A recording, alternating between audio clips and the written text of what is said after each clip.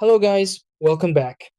So, if you're trying to cancel DashPass on Doordash but it's not going through, it can be frustrating because the subscription may continue to renew even when you don't want it anymore.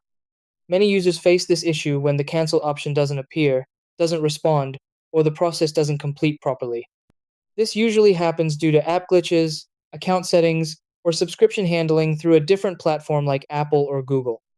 The important thing is to understand where your subscription is managed and follow the correct steps to cancel it successfully. Once you go through the right process, you can stop future charges without any problem. So, in this video, I'll guide you through the exact steps to fix the DashPass cancellation issue and make sure your subscription is properly canceled. Try these. Step 1. Open the DoorDash app and go to your account section. Step 2. Tap on DashPass or subscription settings. Step 3.